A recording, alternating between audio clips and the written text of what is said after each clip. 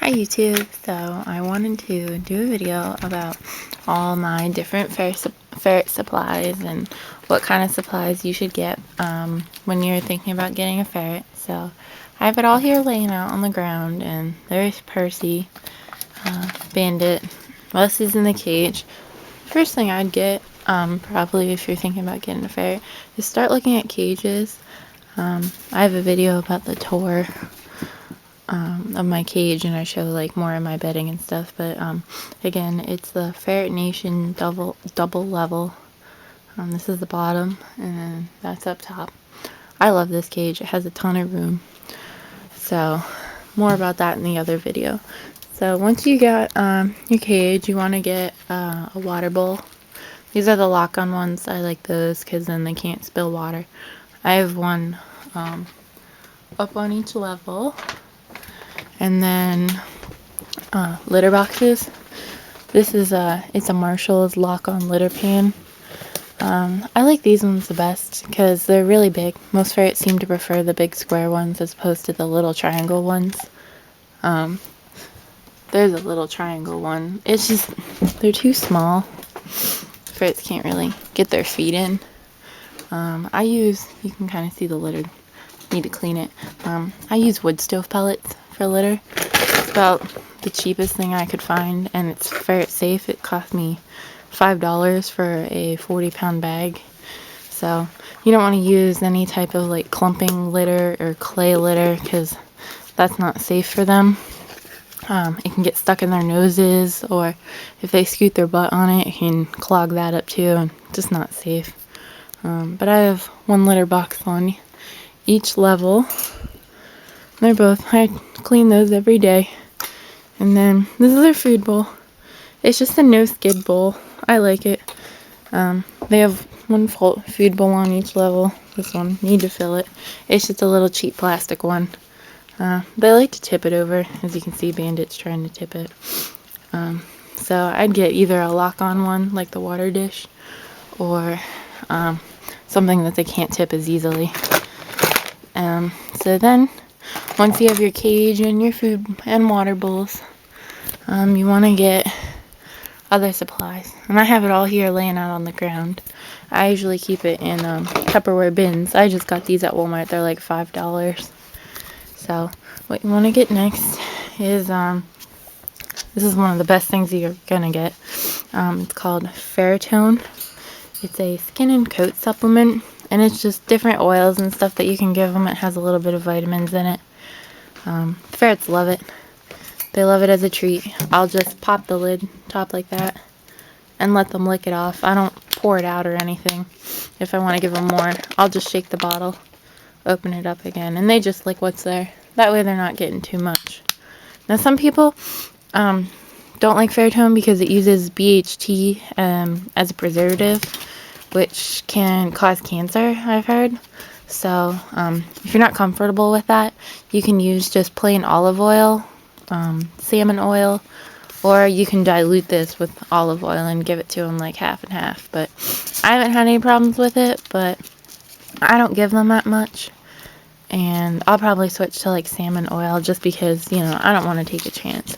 So as you can see, they love it. So another thing you'll want to get is ferret lax. And this helps. No, Wesley, you can't have any. This helps. You can see he likes to steal it. If they have a hairball or they eat something that they're not supposed to, you can give this to them, and it helps flush out whatever they ate. I'm almost at the end of the tube, so when I'm out, I probably won't get this again. You can't see the ingredients real well, but it has, where is it? Molasses, like as a sweetener, and as I said before, ferrets don't need sugar, and feeding sugars can lead to disease. So I'm probably just gonna switch to canned pumpkin. The fiber in pumpkin helps bind to the hair, whatever they ate, and flush it out. So I have this too. It's called Ferret RX. It helps with upper respiratory problems. It just has like balsam and camphor oil.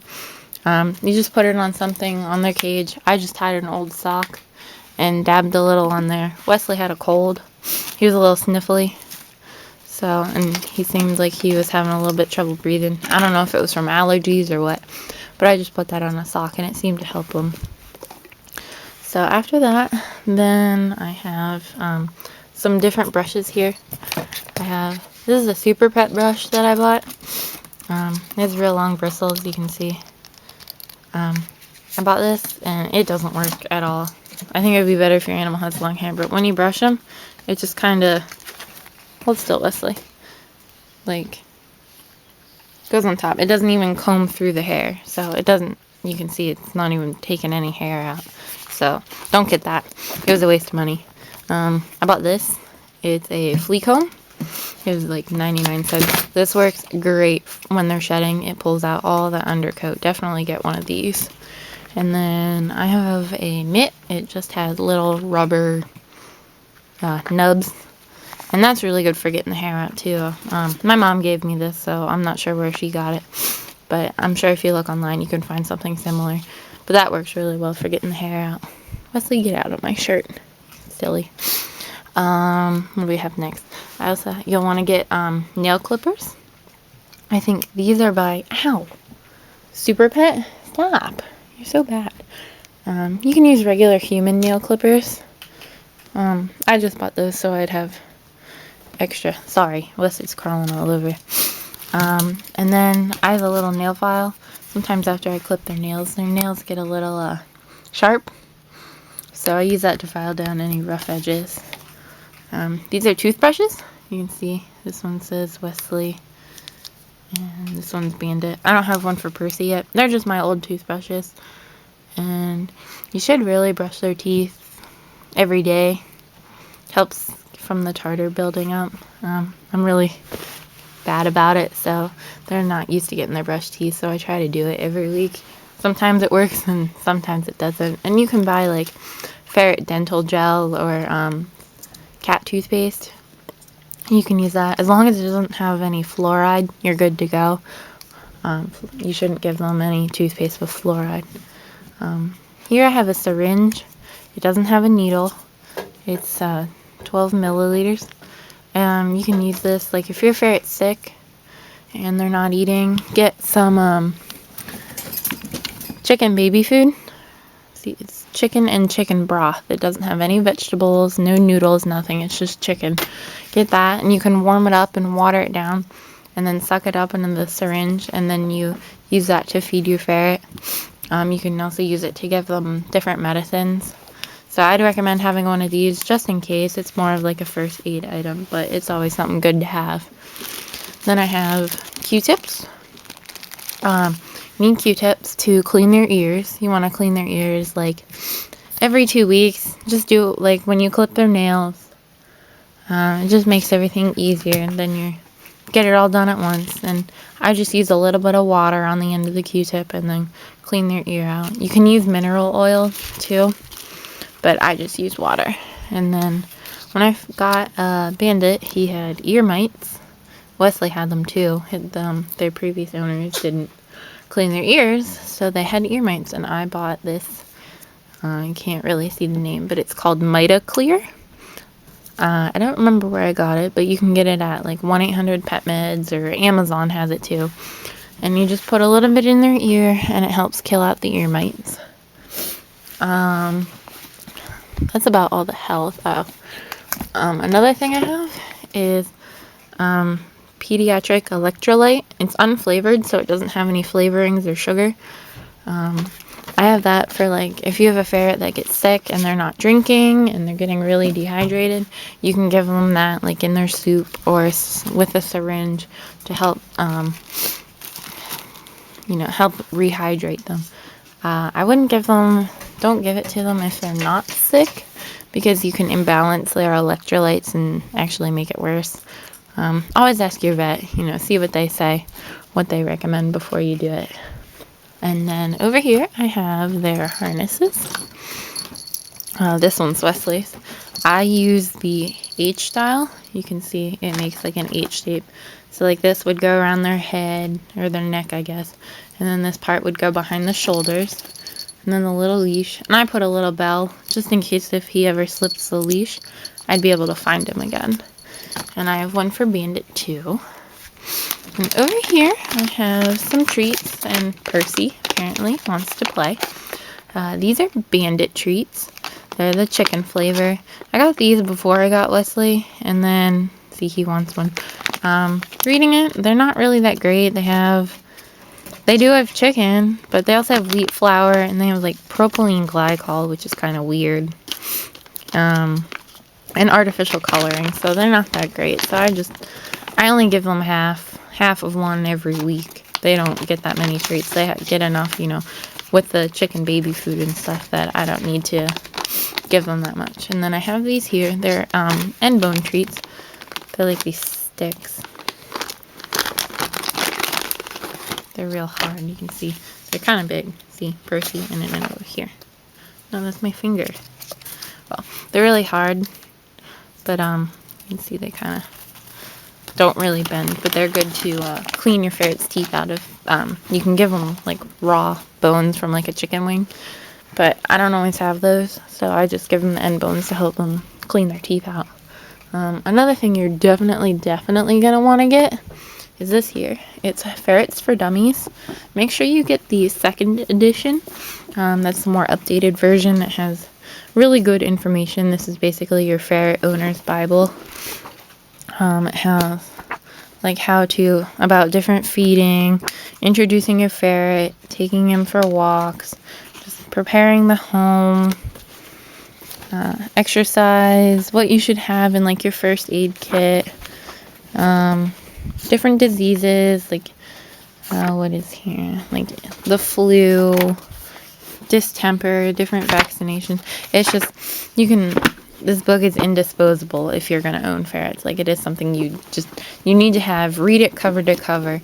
I got it before I got Wesley, and I have sections all through it that are like, I highlighted it to take notes. Yeah, see, more, just so I could remember and find stuff easily. But it's definitely something you want to get, and you can always check your library too to see if they have it. I have these here. These are pet odor eliminator candles. I don't notice that the ferrets really smell themselves. Sometimes the litter box gets messy, and gets kind of stinky if I'm not able to clean it, because I am busy a lot. I work and I go to school, so I don't always have time to clean the litter box, 3 times a day. So it gets a little full and it's smelly, so I'll light one of these candles, and they smell great. They work really well too. So another thing you're going to want to get is a travel carrier. You want to get one of these so you have something to take your ferret to the vet in. Don't just like hold them or something. You never know how other animals are going to react. So just get them a carrier. This one's small. I got it at a yard sale. It was like $7. So get something like that, and then your ferret's safe while you're traveling. What else do I have? Around my room, I have extra litter boxes. You can see I have this smaller one in the corner, and I put t-shirts underneath because they like to wipe their butts on the floor. So I have that just in case. And then you're minimizing the risk of accidents. And there's another one over there. So definitely something you want to think about, more litter boxes. Another good thing that you can do is keep a folder I have like vaccination policies that I printed off from the American Ferret Association, about Aleutian's disease. I have just a little health record that I was keeping. I have this on my computer too. It's just like the dates of something. Like when I clip their nails, I try to make a note, or changing food, I write that down. Their weight. I keep all my vet records. And I keep a printout of like what my ferrets are being fed, different foods, and I have the ingredients just in case my vet ever asks and stuff. I like to have that. Speaking of food, another thing I have, this is an old popcorn container. I store my food in here. It actually fits, what size is this? A 5.5 pound and a 4.4 pound bag combined. It was filled up to the top, and I just have this little scoopy thing and it gets all mixed up. So then when I want to feed, I just give them a scoop and dump it in, and it keeps the food fresh. So I like that, and it was, free since it came from a gift container.